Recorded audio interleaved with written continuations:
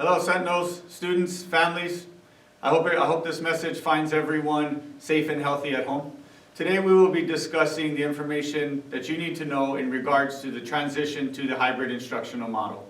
Before we begin that presentation, I would like to present you a special message for our graduating seniors from Mixed Martial Arts Champion, Mr. Ryan Bader.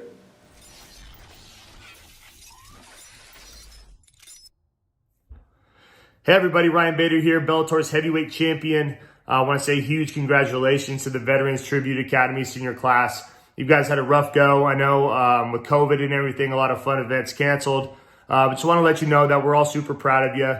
And wherever you want to go, whether it's college, into the military, career of your choice, we support you 100%.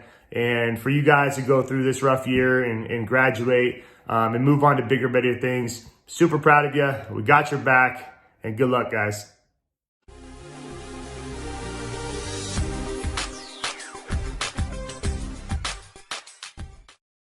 Thank you to Ryan Bader for that special message for our senior class as we all look to the exciting times coming ahead with graduation for our class of 2021. At this time, we will begin our review of the information you need to know in the transition to the hybrid instructional model. Today we will be reviewing student dress code requirements, safety on campus, student movement in class, arrival and dismissal procedures, lunch, and the new bell schedule.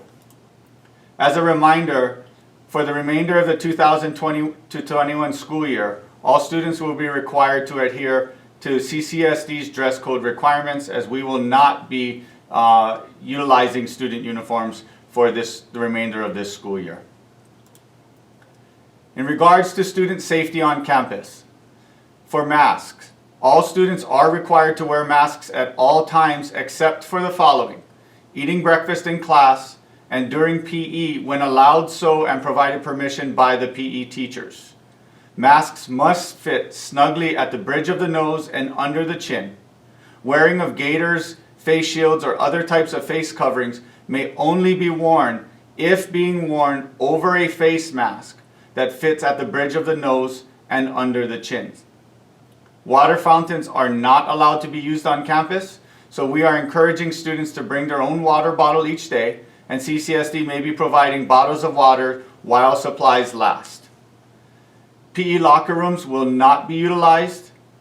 Additionally, we anticipate all students to be compliant in the wearing of the masks. However, if students are refusing to wear masks, this will result in disciplinary action up to and including a possible permanent assignment to Cohort C. So students, please be sure to wear your masks at all times. Student movement in class. Students will be required to sit at their identified desks that have been placed within 6 feet with 6 feet of separation. Desks will be marked for easy identification, and your teachers will be providing you direction as to where you will be sitting during class.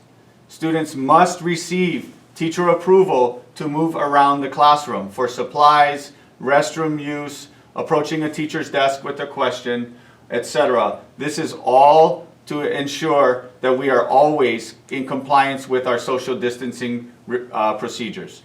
And again, as a reminder, masks must be worn at all times during the instructional period, in the hallways, and for the remainder of the school day.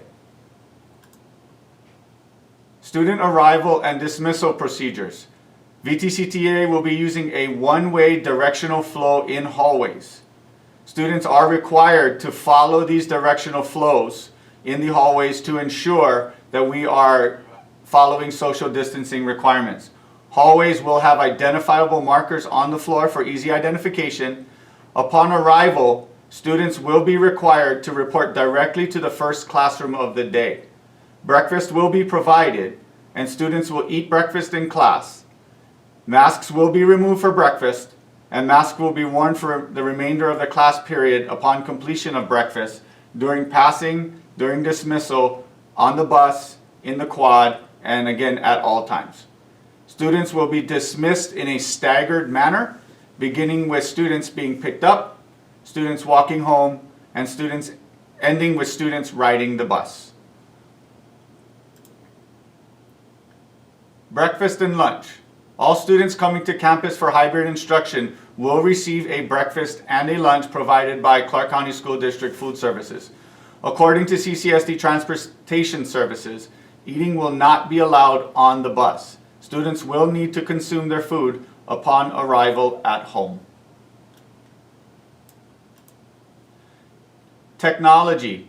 Please be sure to bring a pair of headphones. If you do not have any, we will have earbuds for purchase at a very low cost.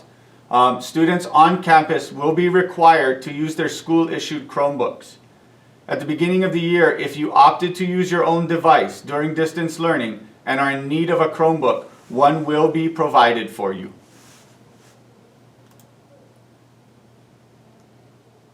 Now, I'm going to ask for your patience in my explanation of the bell schedule, as it may be fairly lengthy, as it's a little bit complicated. Our bell schedule we will be utilizing a 2-week cycle. They've been identified as a red week and a blue week. The red week schedule will take place on the following dates: March 22nd through March 26th, April 12th through April 16th, April 26th through April 30th, and May 10th through May 14th. The blue schedule will be utilized from April 6th through April 9th, April 19th through April 23rd, May 3rd through May 7th, and May 17th through May 21st. We will have a special schedule for the week of April 6th through April 9th, as that is a four-day week due to spring break. Final exam schedules have yet to be determined, and that will be released upon completion. For note, every class will meet weekly for 105 minutes and a 30-minute period. Start and end times for every student have changed. So in the coming slides, you will see the identifiable information of the start and end times of classes, and this is applicable to all students regardless of cohort A, B, or C. Order of classes per week have also changed. So as we release the information, the schedules will also be emailed to all families. Please, if you have the ability, print the schedules off. I would encourage you to have them readily available in your binders if you're returning to campus, or on your at-home desks if you're remaining on cohort C. But it's a good practice for all, as at some point every student will be participating in distance learning regardless of your cohort selection. All students, again as a reminder, all students will be following the new bell times, which include the adjusted start time of 7:25 for A and B days. C day schedules for Wednesdays will remain the same, with a start time of 9 a.m. The red week schedules will be as follows. For Mondays and Tuesdays, this is when cohort A students are allowed on campus. Thursdays and Fridays will be when cohort B students are allowed on campus. Cohort A on Mondays, on the red week schedules for Mondays, period 1 will begin at 7:25 to 9:10. Period with a 10-minute passing from 9:10 to 9:20. It will be a purposeful staggered passing to ensure that we are following social distancing protocols. Period 2 will run from 9:20 to 11:05. We will dismiss students on campus at 11:05 and provide lunch. Transportation home will occur from 11:20 to 12:35 p.m. with period 3 and 4 online at home for all students from 12:35 to 1:40. On Tuesdays, for the red week schedule, we will begin with period 5 at 7:25, period 6 at 9:20, with dismissal at 11:05, with dismissal and lunch and transportation home from 11:20 to 12:35, ending the day with periods 7 and 8 at home for all students. As a reminder, Wednesday is the normal C-Day schedule with classes beginning at 9 a.m. Thursdays is when, Thursday and Friday, when cohort B students are allowed on campus. We will begin with period 3 at 7:25, period 4 at 9:20, again dismissal and lunch and transportation during the middle of the day, ending with periods 1 and 2 online for all students at home from 12:35 to 1:40. On Friday, cohort B for periods 7 and 8 will be in person from 7:25 to 11:05, and from 12:35 to 1:40 for periods 5 and 6, with all students again engaging in distance learning at home. That is the schedule for the red week schedules, again for the identified dates here at the top. The blue week schedules we will be following the schedule for blue weeks. For Mondays and Tuesdays for cohort A, we will begin with period 3 and 4 on Mondays, again with dismissal, lunch, and transportation in the middle of the day, ending with periods 1 and 2 at home for all students. On Tuesdays for cohort A, we will begin with periods 7 and 8 on campus, ending the day with all students in periods 5 and 6 at home. Again, Wednesdays will remain the same, beginning at 9 a.m. Thursdays, again, is when students in cohort B will be allowed on campus. Thursday of Blue Week schedules will be periods 1 and 2 on campus, ending the day with period 3 and 4 at home for all students. And Friday for a Blue Week schedule, it'll be periods 5 and 6 at the beginning of the day from 7:25 to 11:05, ending the day with periods 7 and 8 at home for all students. For ease of understanding of Blue Week and Red Week, we have developed this weekly schedule reminder that on 3/22 to 3/26, we will be following the red schedule. And as a reminder, only grades 9 and 12 cohorts are allowed on campus. The week of March 29th through April 5th is spring break. April 6th through April 9th will be an adjusted blue schedule, as we will not be having school on Monday. So we will be utilizing the following schedule with AB, in grades 9 through 12 cohorts will be on campus according to the schedule, with cohorts A on campus on Mondays and Tuesdays, cohort B on campus on Wednesdays, on Thursdays and Fridays. The week of April 6th through April 9th, we will not have a Wednesday C day. That Wednesday will be identified as a B day. We will send out a specific schedule for this adjusted 4-day week. April 12th through April 16th will be the red schedule. April 19th through April 23rd, we'll be utilizing the blue schedule. April 26th through April 30th, we will use the red schedule. May 3rd through May 7th will be the blue schedule. May 10th through May 14th, red schedule.